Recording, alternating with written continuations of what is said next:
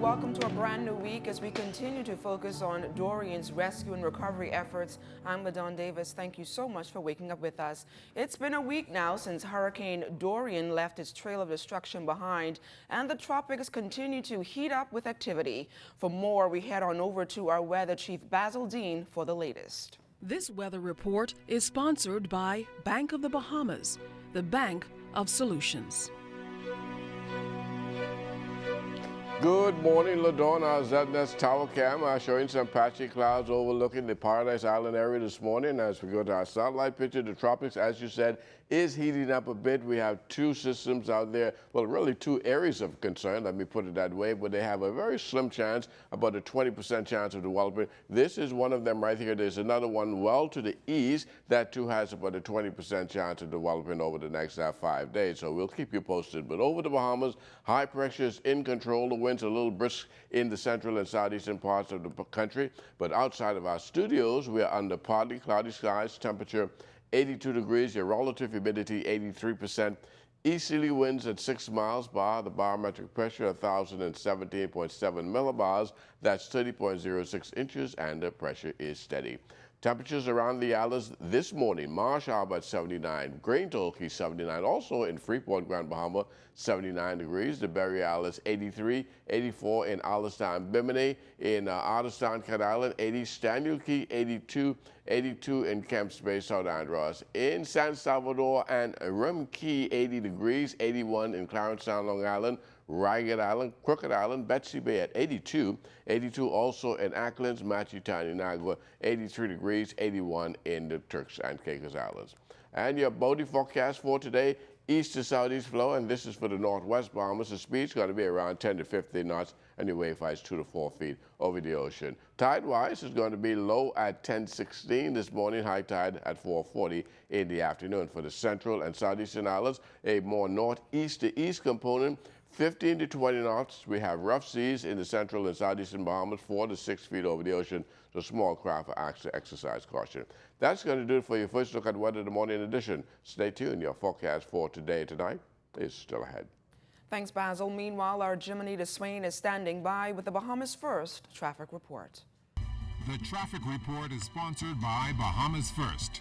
First in insurance, today, tomorrow. Good morning, LaDawn, and good morning, Bahamas. We're coming to you live from the East-West Highway just outside of the Police Road Traffic Office. Now, as you can see in the shot behind me, traffic officials are about to head out in a few minutes. Of course, today is the start of back to school for a number of students here in the capital and other islands unaffected by Hurricane Dorian. Now, what the traffic officials intend to be doing is they will be moving into the school zones to ensure that traffic flows as smoothly as possible. Now, of course, we are standing by for Sergeant Dorian Thompson, but I know that the officers were wrapping up their final briefing and about to head out in a few minutes. So if he is able to join us, we will talk about Sergeant Thompson, good morning. I see that your officers are getting ready to head out. I know this is back to school. What are some of the things that the officers will be doing as they make their way into the school zones today? Good morning to you. Good morning, Bahamas. As officers engage in the new school year, we're going to patrol these areas, our hotspot areas, our high traffic areas, and our trouble areas where we know persons will commit various offenses. And those areas would include, like where? They will include the Seabreeze Lane area, the Prince Charles Drive area, just in the area of Burger King, and some other areas like Gladstone Road and what have you. And what is the mandate? Just to ensure that all of the rules of the road are followed, and of course our students and other administrators are safe heading back into the classrooms. Yes, exactly. We have to make sure that these school students are safe. You know, many of them they are walking about the street trying to get to school, so we have to ensure their safety. Well, thank you so much. That is, of course, Sergeant Dorian Thompson of the Police Traffic Division. As he indicated, traffic police are about to head out in a few minutes. They're going to be in the hotspot, high traffic areas, so a word to the wise is always sufficient. I don't think you want to start your Monday off with a traffic ticket. Back to you in Studio LaDawn. Thanks a lot, Chimanita. Now on to our top story this morning. The National Emergency Management Agency is reporting that 3,500 people evacuated from the island of Abaco, with airline and marine vessels assisting in the evacuation efforts. Temporary housing is being made available to persons wishing to stay on that island. NEMA and its partners have not yet begun any mass cleaning of debris on Abaco. NEMA officials say reports of bulldozing in the mud are false. NEMA has directed a 50-member team comprising of the Royal Bahamas Defense Force along with officers, U.S. aid and U.S. foreign disaster assistance to perform a sweep of the island. Abaco has been placed on a grid system, and the recovery team will check to see if any individuals are still alive, any bodies need to be recovered, and locating any hazardous materials. The next phase of cleanup will be debris removal. NEMA is also reporting that adequate security is present on Grand Bahama and Abaco. 860 evacuees have been placed in shelters across New Providence. Food and water is being supplied to storm victims. Commissioner of the Royal Bahamas Police Force, Anthony Ferguson, confirming that 45 people have died from Hurricane Dorian, 37 in Abaco and 8 over in Grand Bahama. Officials of the Royal Bahamas Police Force anticipate the discovery of more bodies as the process of search and recovery progresses. The police force appeals to the public to file missing persons reports on those individuals who have not been seen since the passage of Hurricane Dorian to them. The RBPF office offers condolences to those families who have loved ones die during the storm. Meantime, the government commending the United States for its efforts to assist the Bahamas in its hurricane relief and search initiatives. Prime Minister, the Most Honorable Dr. Hubert Minnis, is thanking the U.S. President Donald Trump for his country's role. Yesterday, the Prime Minister met with officials from the United States Agency for International Development. They discussed how the organization can best support Hurricane Dorian relief and recovery efforts here in the Bahamas. The Bahamas continues to receive more relief from its regional counterparts to assist in its rescue, search and recovery exercise days after suffering the ravages of Hurricane Dorian. Some 119 members of Trinidad and Tobago's Defense Force are presently here in the Bahamas. The men and women make up Trinidad's Air, Coast Guards, reserves, technical and medical teams. The group will also assist with maintaining public order. A small contingent from Trinidad's Electricity Commission is also here in the country offering support. Meanwhile, Minister of National Security for Trinidad and Tobago, Stuart Young, says the Bahamas has the full support of his country during this crucial time. I know that you have our full support. The people of Trinidad and Tobago are rising up to the occasion, I'm happy to say, and they are currently putting together as much relief supplies as we can get in accordance with what your Prime Minister has asked for. And I hope that our private sector will help us to get that here as quickly as possible. It's a time like this when the global eyes are on our region that I am proud to be a son of the soil, not only of Trinidad and Tobago, but of the CARICOM, because we may have our differences as we go along, as everyone does. But anytime it's a time of need like this, we always come together. Minister Young offered condolences to the families of victims who died from the monstrous storm. He expects a group from Trinidad's Water and Sewage Corporation to assist the Bahamas in its management and emergency operations. Minister of National Security, the Honorable Marvin Dames, is honored by the gesture. We welcome a contingent from the Trinidad and Tobago Defense Force. And to have here this afternoon, its Minister of National Security, Minister Young, and its Commodore, Commodore Daniels, is a testament of the relationship between all nations of the Caribbean. That in times of crisis, they all rise to help and assist one another. Meanwhile, Commodore of the Royal Bahamas Defense Force, Talis Bethel, says officials are dealing with a storm that is historical in nature in terms of its devastation with Dorian, making it necessary for government to utilize the defense forces of Caribbean neighbors as the country deals with Dorian's aftermath. He says the additional manpower from Trinidad and Jamaica are being assigned to Grand Bahama and Abaco to assist with necessary support functions. Assist with logistical support, engineering, reconstruction, and so what that does is that takes a lot of pressure off of the defense force, off of the police force, and allow us to pay greater attention to the security operations throughout the islands. Remember now the islands are over 100 miles, and so we have the islands divided into north and central and south, and so we have to have teams placed. Also bearing in mind that unlike New Providence, the islands have in Abaco, for example, has three runways. So we have to be able to protect those and secure the runways as well as the major ports. So the Defense Force has assigned people to these ports, to these runways, and we're working closely with the police in this manner. Stay close. We've got more on Dorian, the aftermath, right after this.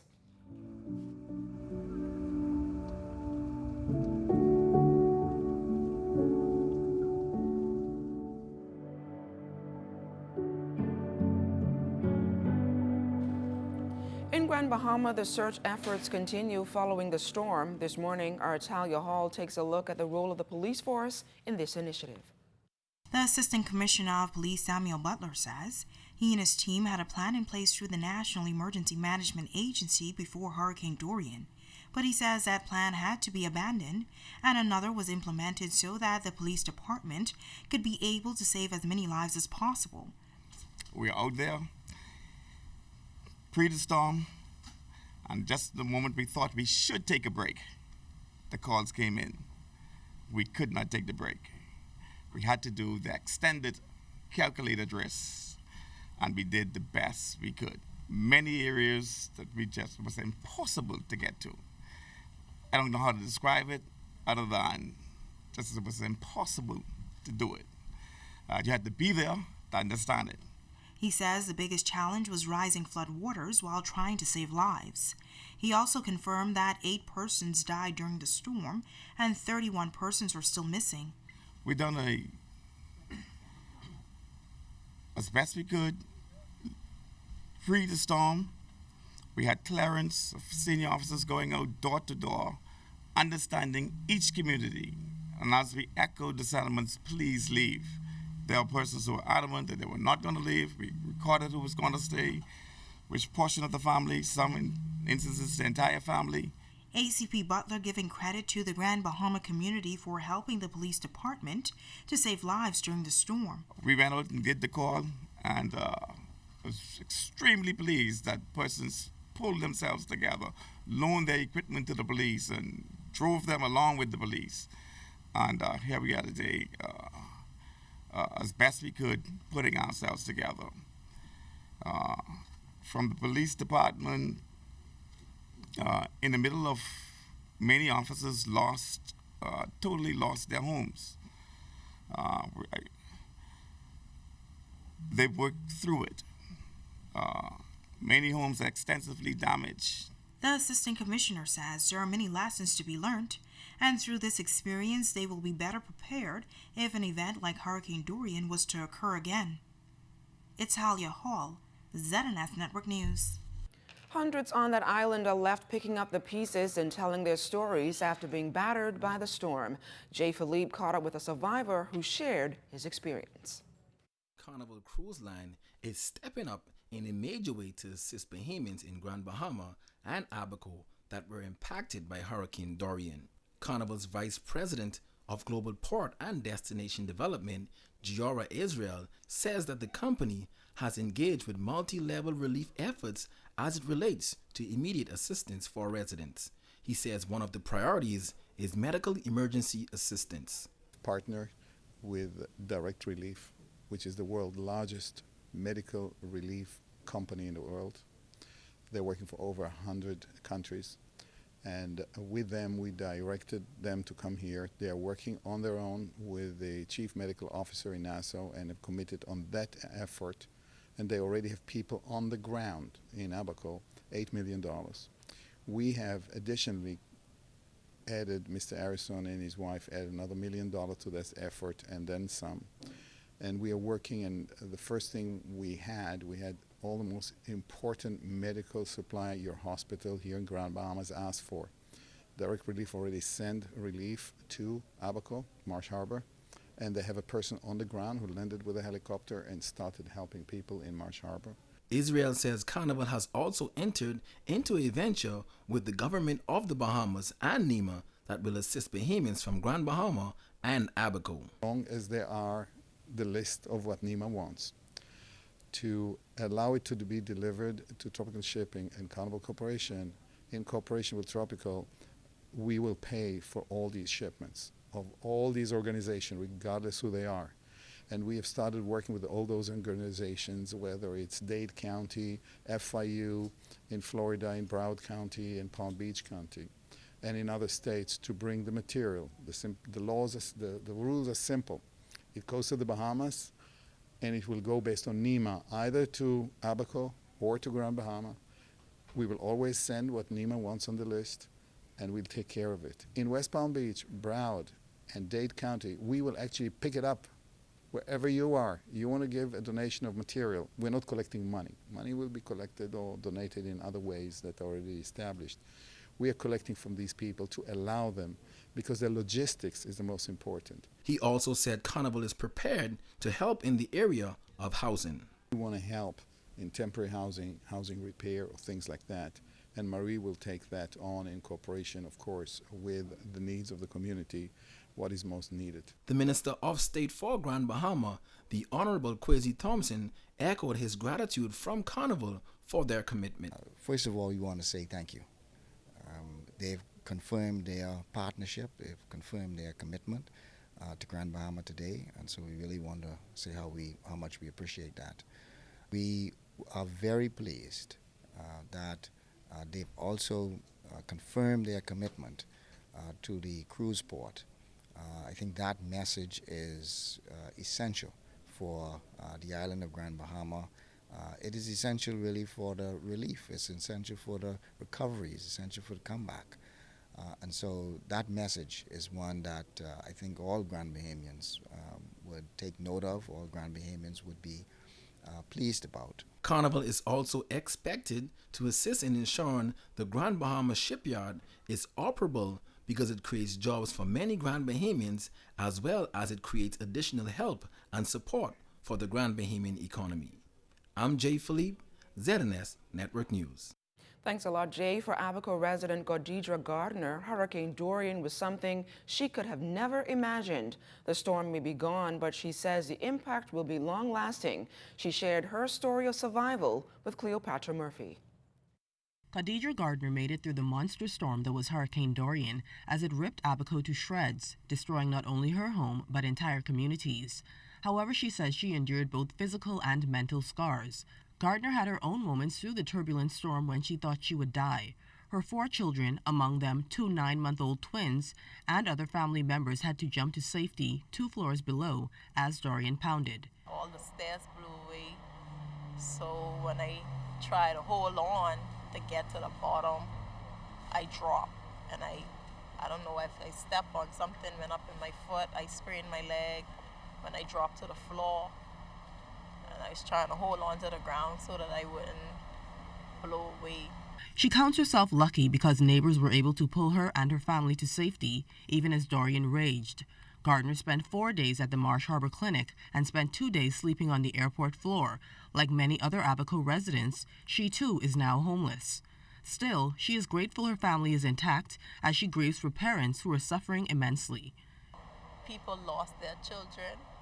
Like, I so thank God, like, my children are safe. Children fly away, blow their hands. Plenty of them children drown. They couldn't save, they have more than one child, trying to save one child and then get the next child, and then they end up losing one. The mother is still trying to comprehend the level of destruction left to her island by Hurricane Dorian. It's a disaster. I never thought that one day I would experience something like that. Everybody thought it was just like, okay, like hurricane winds or just a little bit of weather, but it was like literally bad. Gardner says she has nothing left on Abaco and she may never return. She now wants to build a new life for her family, the youngest of whom she says have been traumatized. Cleopatra Murphy, ZNS Network News. An unfortunate oversight is how the minister responsible for Bahamas Air, the Honorable Dionisio de Aguilar, is describing the exercise that charged Abaco evacuees $75 to travel to New Providence to escape the devastation from Hurricane Dorian. Minister de Aguilar confirmed that the matter was immediately corrected.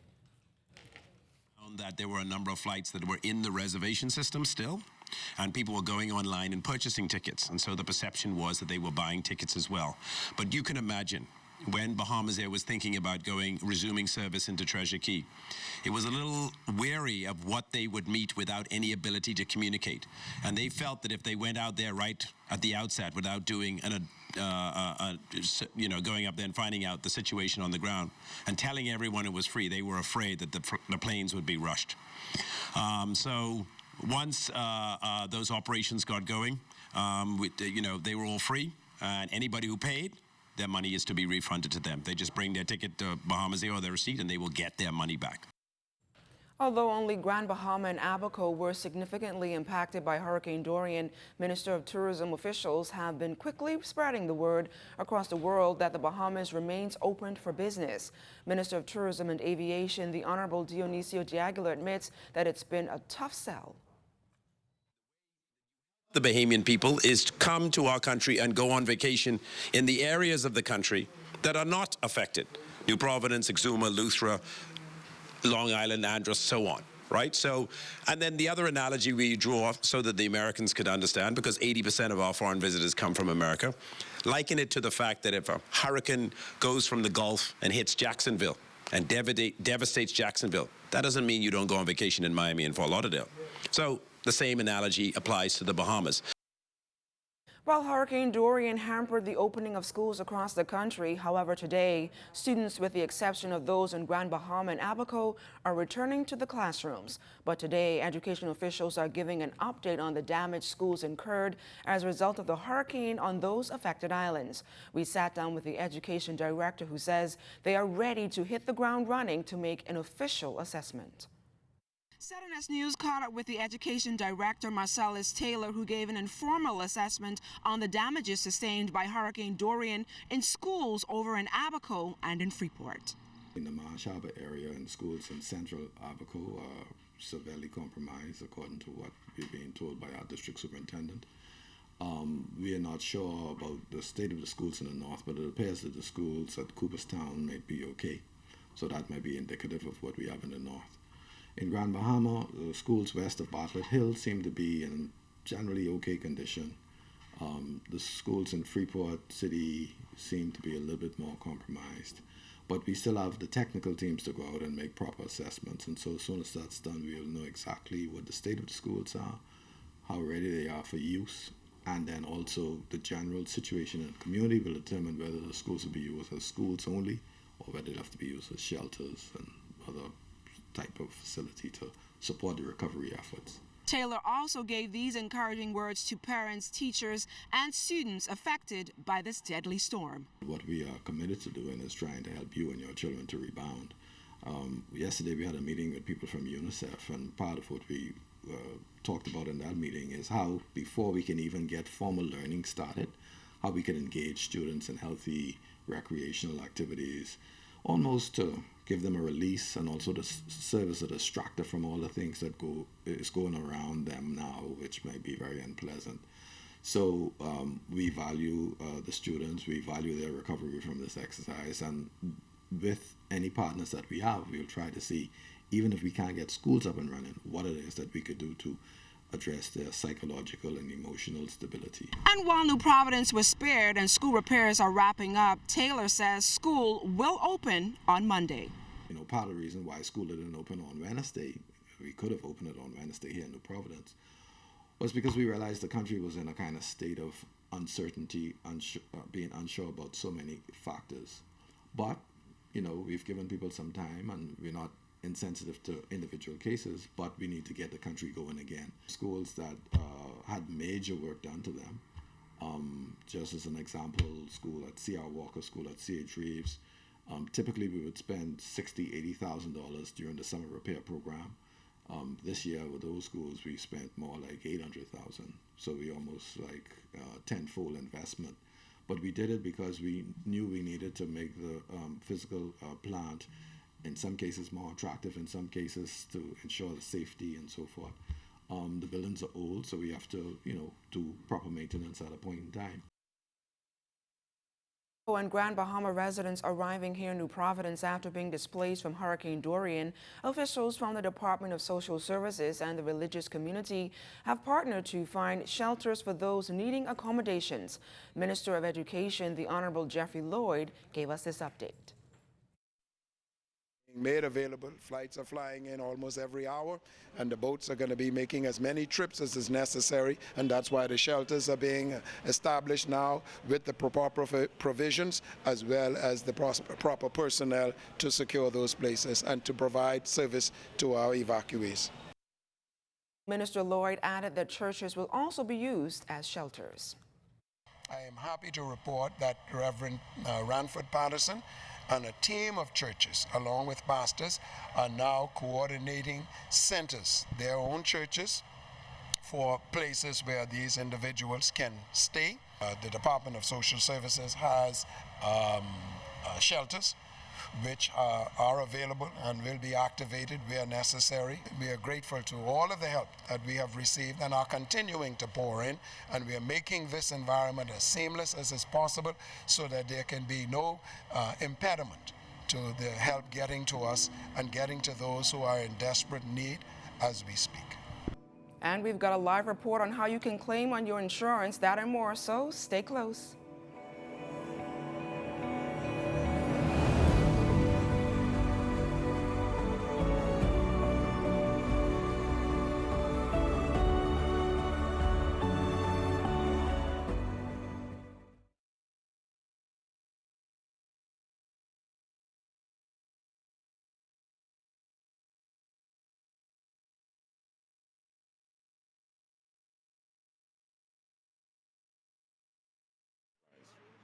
Can you hear me now? 1, 2, 3, 4, 5, 6, 7, 8, 9, 10. Good morning, Ladon. Good morning, Bahamas.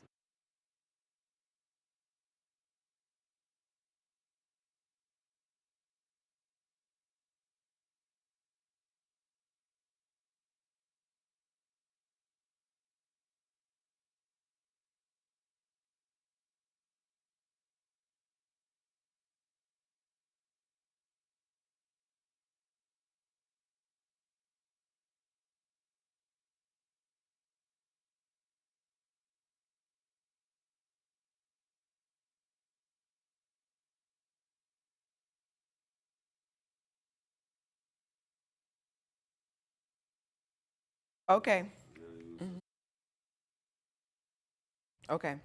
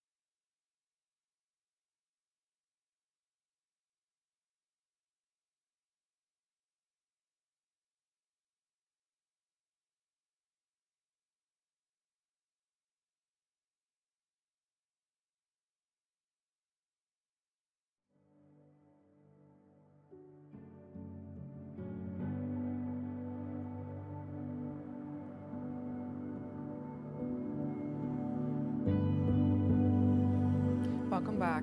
The damage from Hurricane Dorian would be in the millions, and hurricane adjusters certainly will have a tremendous work ahead. Jimanita Swain is live with Mr. Charles Johnson. Good morning, Jimanita, again. Good morning again, Ladon. Good morning, Bahamas. We've made a quick trek across town, and we're actually coming to you live from J.S. Johnson on Collins Avenue, where we're going to get an idea of what's been happening with that company following Hurricane Dorian. And to give us an update, of course, is Senior Manager Charles Johnson. Good morning, Mr. Johnson. Good morning, Jimanita.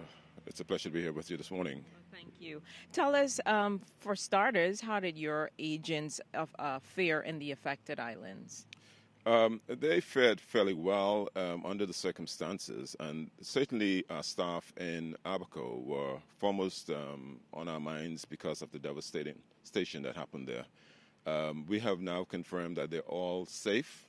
A number of them have lost their homes, but we have taken immediate steps to assist them by bringing them into Nassau and providing housing and transportation for them. In Freeport, it's a little bit better. We have visited the office down there on Saturday, and we can confirm that the office is now in readiness to do business this morning. Of course, then the focus now, I imagine, for J.S. Johnson will be to shift in the process of what now happens and give us an idea of what will happen now in the process to assist persons, your customers affected. Yes, that is correct. We are in readiness throughout all of our branches that are intact. And we are encouraging our clients to now report their claims to us. There are several methods and ways in which they can report to us. One, they can telephone in, and we will take the information.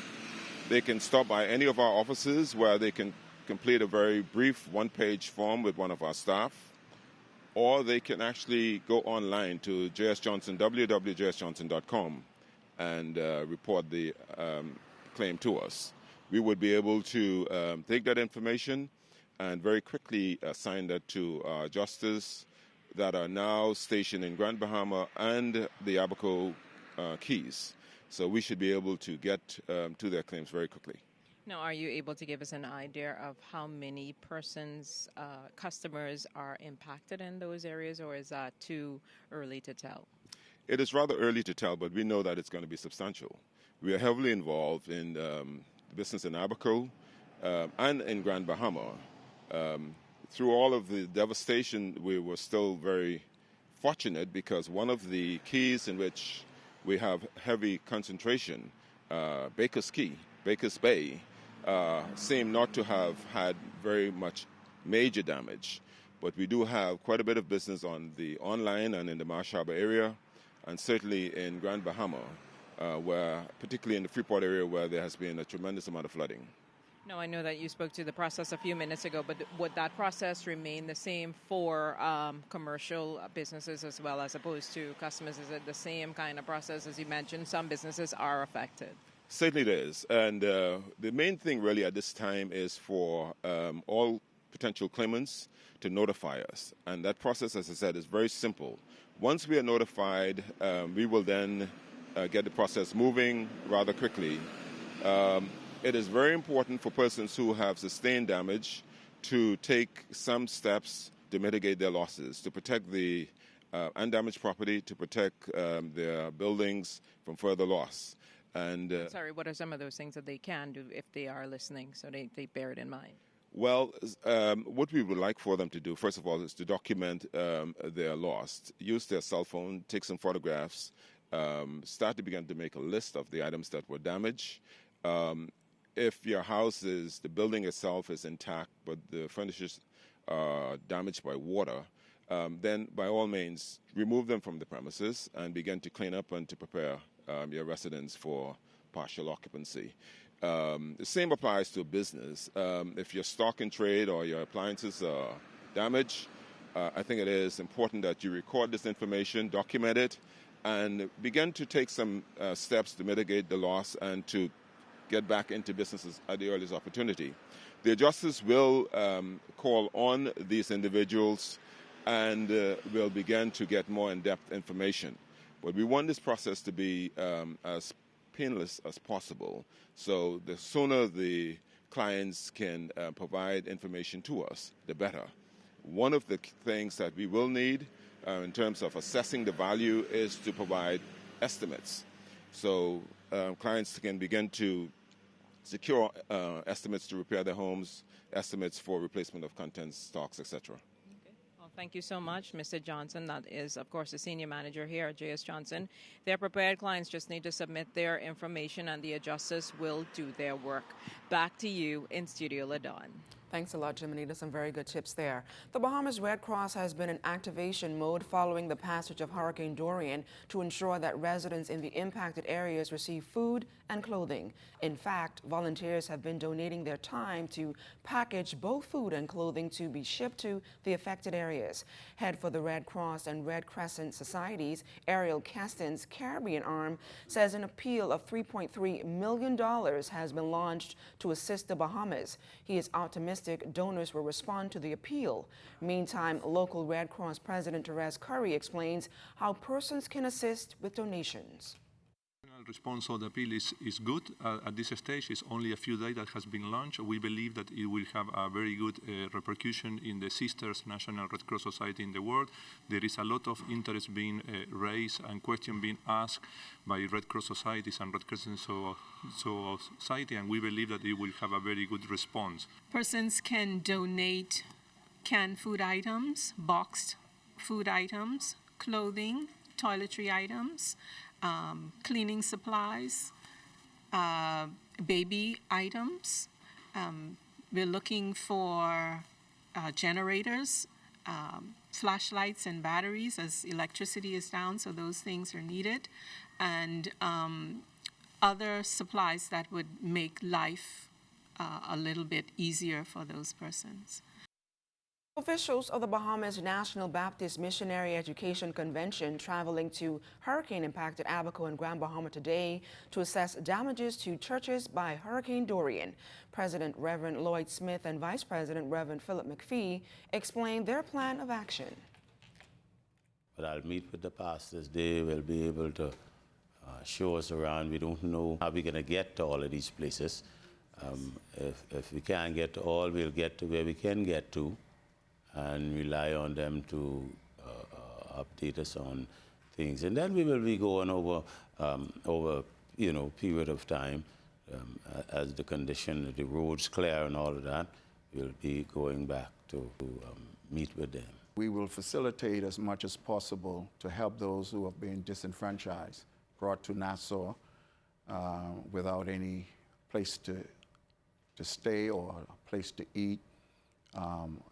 Our convention will play a major role in giving support to those who have been disenfranchised. One of the Bahamas National Baptist Convention's partners in the disaster relief mission is Baptist Global Response Area Director for the Caribbean, Reverend David Brown, who says their goal is to ensure that serving through humanitarian projects like these is crucial. We have had the opportunity to already meet with very distinguished and capable and compassionate leaders of the convention, and we're looking to help them monitorize several projects as well as develop a strategy both in the short term and long term to help people in the disaster areas.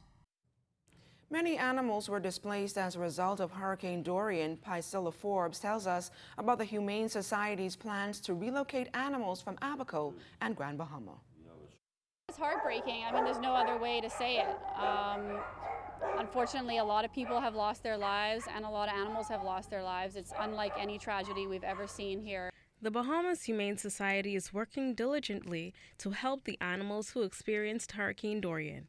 Board member Dr. Amanda Pinder told our news team that animals currently housed in the shelter will be transported to a shelter in Florida in order for Humane Society officials to monitor animals that have arrived from Abaco and Grand Bahama.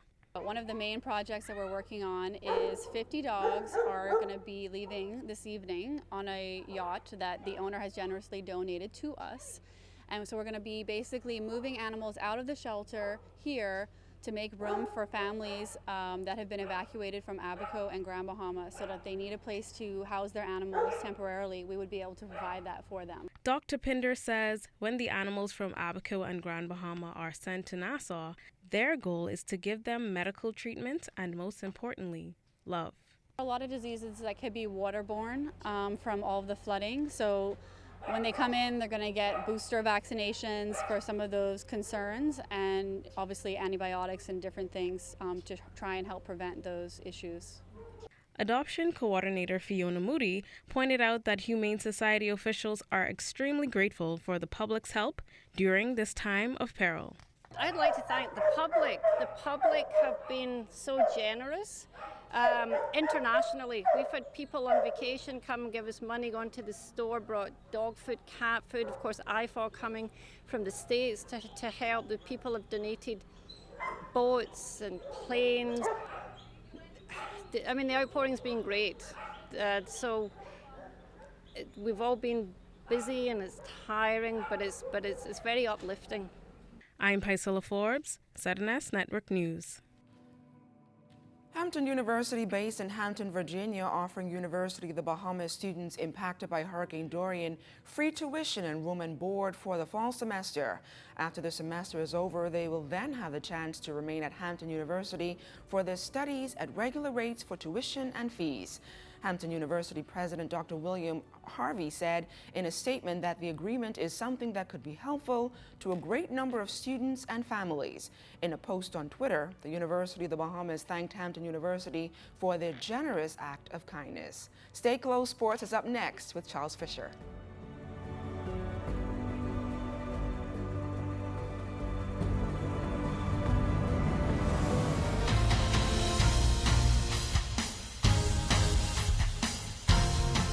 Good morning, everybody. Well, Bahamian athletes stationed overseas doing their best to assist with Hurricane Dorian relief. Shawnee Miller-Uibo, preparing for the World Championships in 2 weeks in Doha, has pledged $25,000 to assist in the rebuilding of 2 churches in Abaco and Grand Bahama. Meantime, Phoenix Suns' DeAndre Eden has pledged $100,000 and will hold a fund drive Tuesday at the Suns Arena. Also, John Krell Jones has also pledged $10,000 and has started a GoFundMe page. Friday, after a Connecticut Suns game with the Chicago Sky, the Sky came together and contributed $5,100 to our fund. Friendship is just being for people in their time of need, and I think obviously all of us have been blessed to be in situations where we can give back. It's a blessing. God put me in a situation now where I can be able to reach back and help my communities. And so if we do nothing, then we're definitely taking what we've been given and what we've worked hard for granted. It means a lot. People care, and I've been reaching out to whoever I can just to kind of just share it. Even if you don't have the money to donate, just share the GoFundMe, because then maybe you reach somebody else who's able to do that, and it makes a big difference. And we're going to try to make sure that we get it to everybody out there and make sure they have the things that they need to move forward. Yes, I spoke with Buddy. We wanted to combine efforts at first, but the way we started to go with our different camps and stuff, with just them already working so hard to get everything up, we decided to just do the separate GoFundMes. But I have spoken to him. He feels the same way. Obviously, both of us from Grand Bahama, both of us from the Bahamas. It's gut wrenching to look at those videos and stuff. It almost is surreal, because you don't expect to see the level of devastation and damage, and people literally being in their ceilings trying to get away from the water because the water was so high. And speaking about Buddy, he continues to do his part after pledging $100,000 and has also set up a GoFundMe page. Major thanks to the Sacramento Kings Family Foundation, Ronde Dive Foundation, Hal Jacob and his family for donating, and together they have raised $105,000 to match my $100,000. I have a GoFundMe that is live and running up to $50,000, so it's to $250,000 plus. My goal is to get to $1 million, and if I can surpass that, thank God for that, but I just wish anybody, would you have clothes, food, whatever, whatever things that can, hurricane relief that can help families in the Bahamas, will be appreciated. And like I say, sleeping bags, wherever that can be donated. It doesn't have to be money. It can be everything: food, canned goods, water. Not to be outdone is pro baseball player Chavez Young, who hails from Grand Bahama but also has roots in Abaco. With shock and sadness as my beloved community of Freeport and also Abaco has absolutely been destroyed by Hurricane Dorian. I feel compelled to help and hope you will too. I'm launching this fundraising campaign to support the relief and recovery efforts in the Bahamas. I know that together we can help, recover, and rebuild our community in the coming months. Thank you. And on the weekend, the Florida sports community also lending a hand. Miami Dolphins collected supplies that will be delivered to the Food 242, while the Miami Hurricanes sported the Bahamian flag on their helmets during their game with North Carolina. So it's getting out there. Hurricane Dorian relief. And that's it for Sports Monday. I'm Charles Fisher. Thanks for watching.